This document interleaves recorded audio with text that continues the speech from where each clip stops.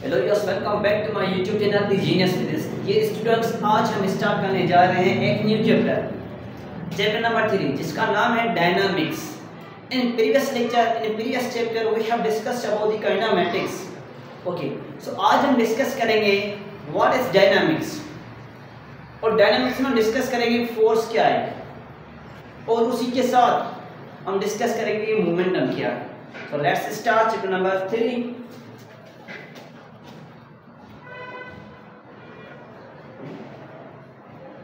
Chapter number 3, dynamics.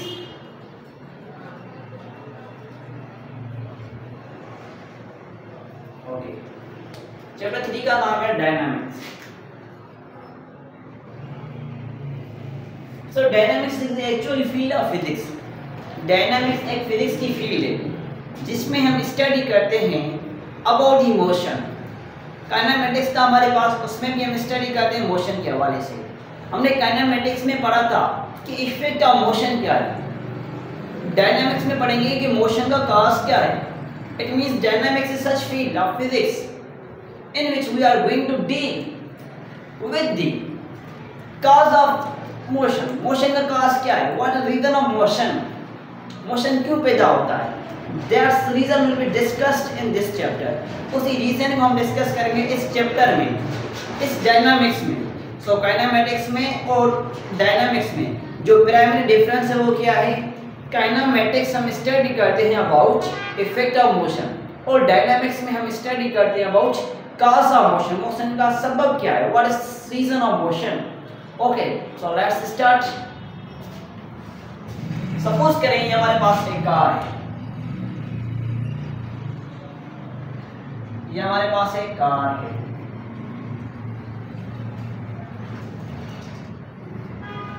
Okay, अब ये move कर रही है। जब ये मूव करेगी तो इसमें वेलोसिटी भी होगी, स्पीड भी होगी, डिस्टेंस भी होगा, डिस्प्लेसमेंट भी होगा, एक्सीलरेशन होगी, ठीक है, एक्सीलरेशन भी होगी, ये सारी चीजें होंगी। ये मोशन का इफेक्ट है कि मोशन जब पैदा होता है तो वेलोसिटी पैदा होती है, speed, distance, displacement, acceleration and other parameters of motion पैदा होते हैं। ओके, मगर इसका सबब क्या है, इस मोशन का सबब क्या है, वेलोसिटी का सबब क्या है, स्पीड का सबब क्या है, डिस्टेंस का सबब क्या है, डिस्प्लेसमेंट का सबब क्या है, एक्सीलरेशन का सबब क्या है। इनकी जो फिलॉसफी है, इनका जो रीजन है कि किस वजह से ये पैदा होते हैं, दैट इज एक्चुअली डायनामिक्स। ये डायनामिक्स है, ये जो पैदा हुए हैं, ये जो इफेक्ट है मोशन में, ये काइनेमेटिक्स। इनके पैदा होने का जो सबब है वो है डायनामिक्स। ये जो पैदा हुए वो है काइनेमेटिक्स। सो हम कह सकते हैं काइनेमेटिक्स डायनामिक्स की वजह से, काइनेमेटिक्स डायनामिक्स की वजह से, क्योंकि काइनेमेटिक्स इफेक्ट है। इफेक्ट तब पैदा होगा जब कोई रीजन होगा, कोई सबब होगा, तो सबब है डायनामिक्स, सबब है force. So that is actually primary difference between kinematics and dynamics. Okay, तो हम इनके रीजंस को जब स्टडी करते हैं कि वेलोसिटी पैदा क्यों हुई है, स्पीड पैदा क्यों हुई है, डिस्टेंस पैदा क्यों हुआ है, डिस्प्लेसमेंट पैदा क्यों हुआ है, या एक्सीलरेशन पैदा क्यों हुई है, इनकी जो फिलॉसफी, इनका जो रीजंस है, इनका रीजन की जो स्टडी है वो है डायनामिक्स। इसका रीजन क्या है, वो है फोर्स। ये फोर्स क्या है, that is actually cause of motion. ये मोशन का सबब है कि मोशन क्यों पैदा होता है, बिकॉज ऑफ दिस, फोर्स की वजह से मोशन पैदा होता है। Now we are going to deal with what is force. अभी हम डिस्कस करेंगे कि फोर्स क्या है हमारे पास। सो एक्चुअली हम कह सकते हैं force is an agent which is used to move any object, which is used to stop any object। Force हमारे पास एक ऐसी कुव्वत है, एक ऐसा सोर्स है जिसकी वजह से कोई ऑब्जेक्ट मूव कर सकता है या कोई ऑब्जेक्ट स्टॉप कर सकता है। इट मीन्स किसी चीज़ को चलाने के लिए हमें नीड पड़ती है फोर्स की, या किसी चीज़ को स्टॉप करने के लिए हमें नीड पड़ती है फोर्स की। तो हम कह सकते हैं force is such quantity या such agent which is used to start or to stop anything, किसी चीज को स्टार्ट करने के लिए या किसी चीज को स्टॉप करने के लिए जो हम जरिया यूज करते हैं वो होता है हमारे पास फोर्स, वो होता है हमारे पास फोर्स। तो हमारे बुक में शॉर्टली डिस्कस किया गया है फोर्स की वजह से। फोर्स का एक यूनिट होता है वो होता है Newton.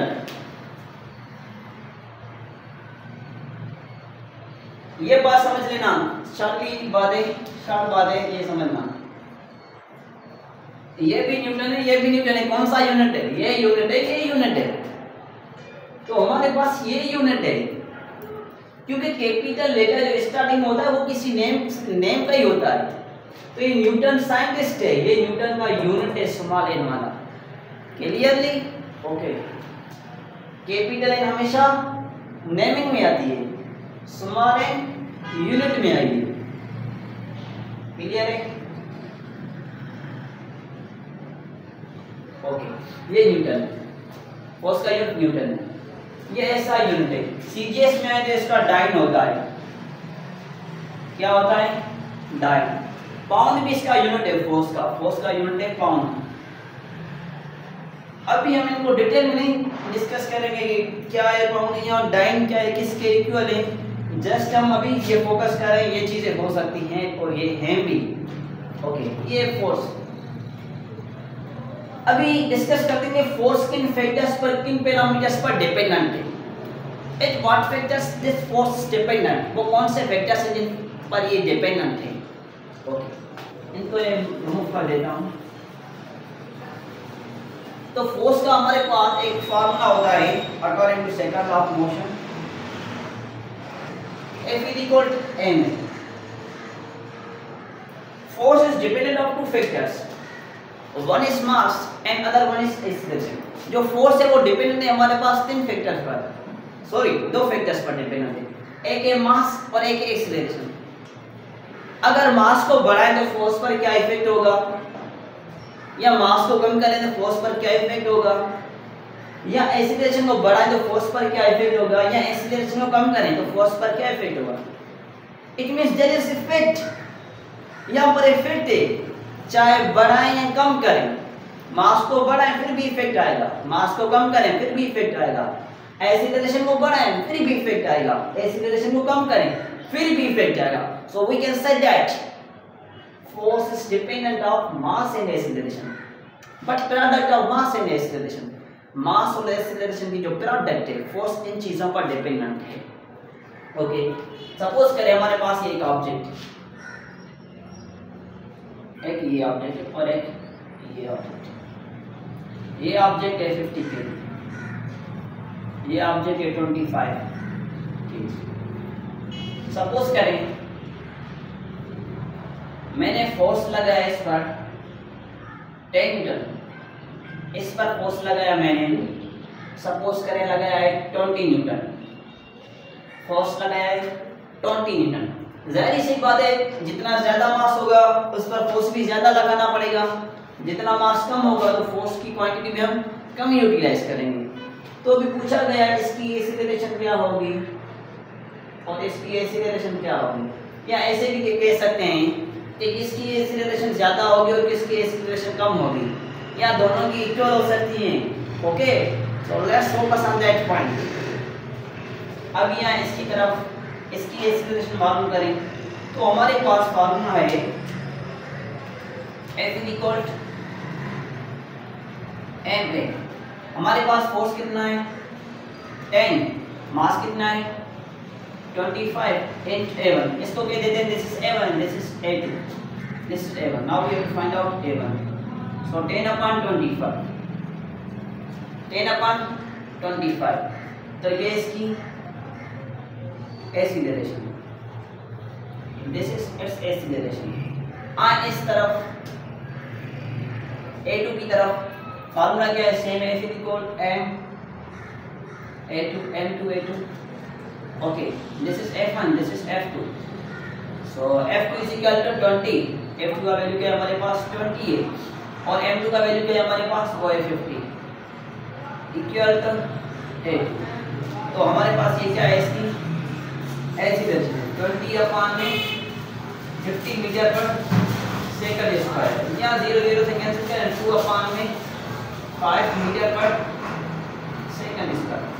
This is this acceleration, ये इसकी एक्सीलरेशन और ये इसकी एक्सीलरेशन है। ओके, ये हमारे पास आंसर्स हैं 2/5 और 10/25, ये इन दोनों की एक्सीलरेशन है। क्लियरली? ओके, अभी एक और भी प्रॉब्लम डिस्कस कर लेते हैं कि कैसे प्रॉब्लम आ सकता है, एमसीक्यूज कैसे आ सकता है, उस पर फोकस करते हैं। इस चीज को मैं रिमूव कर देता हूं। अभी सिंपली कहा गया है, इन पर डिटेल प्रॉब्लम हम न्यूटन्स लॉज ऑफ मोशन में करेंगे, बिल्कुल डिटेल में चलेंगे। एक ये ऑब्जेक्ट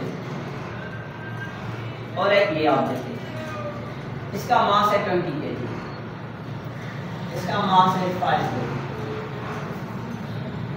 इस पर जो फोर्स लगा है वो है, यहाँ अभी कहते हैं इसमें जो एक्सीलरेशन पैदा हो रही है, उसमें जो एक्सीलरेशन पैदा हुई है वो पैदा हुई है 20 मीटर पर सेकंड स्क्वायर। इसमें जो एक्सीलरेशन पैदा हुई है वो पैदा हुई है 10 मीटर पर सेकंड स्क्वायर। इसमें 20 मीटर पर सेकंड स्क्वायर, इसमें 10 मीटर पर सेकंड स्क्वायर।